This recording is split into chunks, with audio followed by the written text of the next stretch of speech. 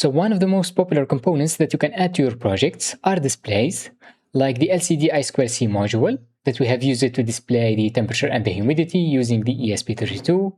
We have these OLED displays that comes with different resolutions. Today we're going to take a look at another popular one, and it is the round display. This is a TFT 240 by 240 displays, and these are popular because it's round and it makes it perfect for some projects.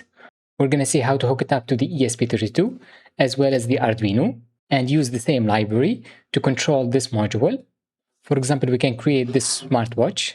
I have used the ESP32 with the NTP server to display the time. The IDs are endless. First, let's have a look at this TFT display.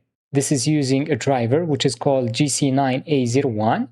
It is a 240 by 240 pixels TFT display, which has about 65K colors that we can use.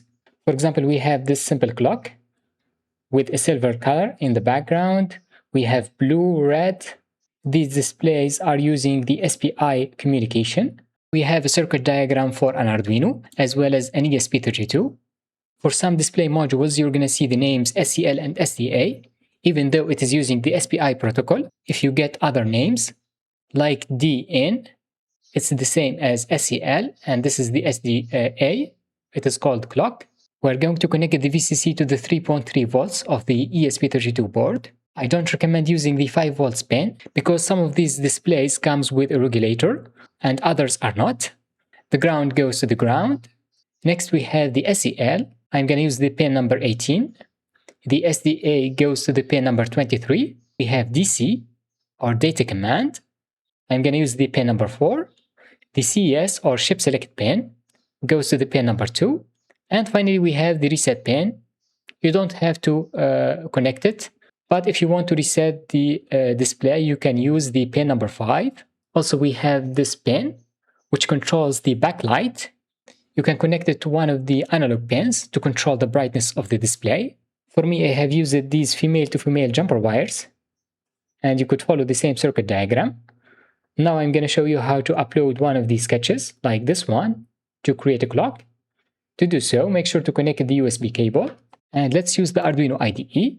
You could also use VS Code with the Platform IO extension. Basically, we are going to install a library from the library manager, and it is called TFT _ ESPI, and it is this one. Make sure to install it. So this is going to work for the Arduino, the ESP32, as well as the Raspberry Pi. And I highly recommend to install another library, which is called GFX by Adafruit. Make sure to install it as well. And the other libraries that it needs, like the Adafruit Bus IO, install all. And as a beginner, we have another library, which is called GC9A01. The same thing, it's by Adafruit. Then to open up an example from this library, you could go to File, Examples. This is the most popular one, TFT ESPI, that we're going to use because it comes with so many examples. And we have Adafruit GC9A, which I'm going to use for testing. Let's open it up.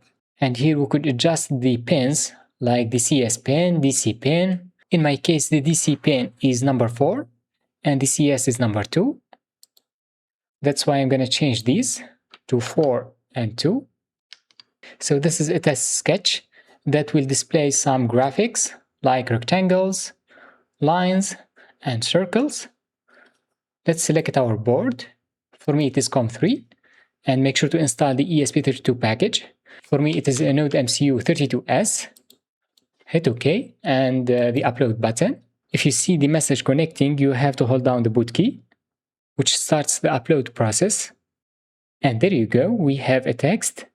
Also, we have these lines with different colors. This comes with 65K colors that we can use. We can move on to our next project, which is the TFT ESPI. It comes with so many examples that allows you to understand the display and how it works.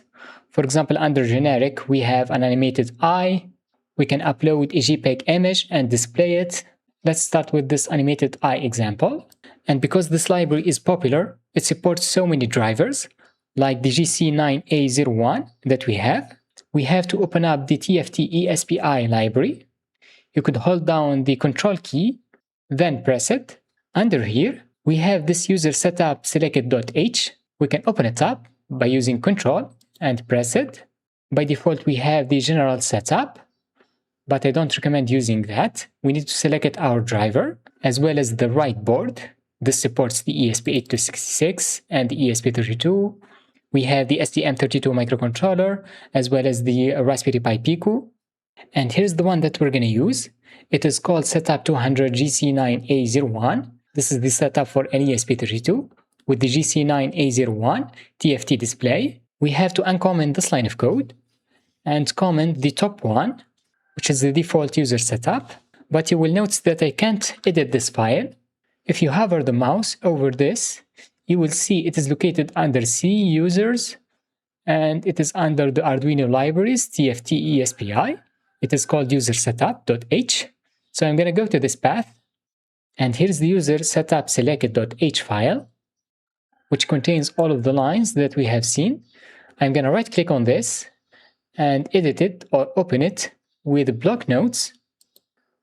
Then I'm going to comment this line of code and uncomment the one that we have seen for the ESP32. It is called Setup 200 GC9A01. Make sure to uncomment that and hit Ctrl S to save it. So you only have to do this once, then you could use this library.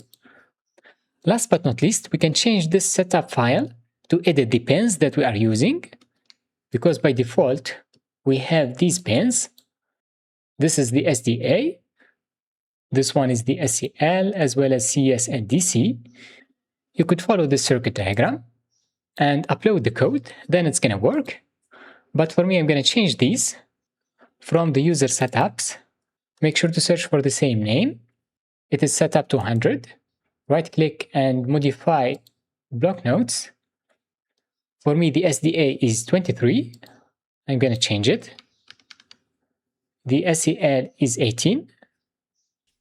The CS pin is number 2. And the DC is number 4.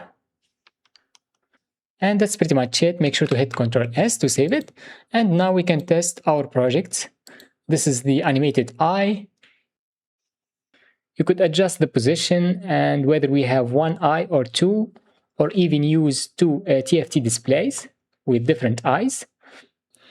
Now I'm going to go through some of the other examples, or the most popular ones. And let's go under PNG image.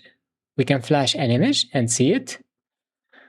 I think one of the most exciting ones are the sprite animated dial, as well as the clock. Let's try this one. You don't have to configure the parameters again. Sometimes you will have to install some other libraries, like this one, JPEG decoder. Let's search for it under the library manager and hit install. Once you do that, you can upload the sketch again. It is changing the value randomly, but you could adjust it to be a sensor value, like a temperature or a humidity. You could also change it using a potentiometer. The next one that I'm going to show you is the sprite rotating cube, which displays a 3D cube using some images. You could also create some video games, like Snake Game, using this display. Finally, I want to talk about the most important project example, which is the clock. It is using the NTP server to display the right time. It is called anti-aliased clock. So this is going to use the Wi-Fi network to get the right time from the internet. That's why you need to put your router's SSID and password. I'm going to put my own. And this project is using the NTP server, as well as some external libraries that you need to install. The first one is called Time Zone. You could get it from this link, or let's search for it under the library manager. Time Zone. It is this one. Let's install it, as well as the time library. So this is going to install this one as well. If it's not installed, you could get it from this link and add the library by going to Sketch, Include Library, Add Zip Library, then you can select it. Now let's give it a try and check it out. I think we should change the size from the code. Here we have the different colors, like the background. We can change it to other colors, like purple.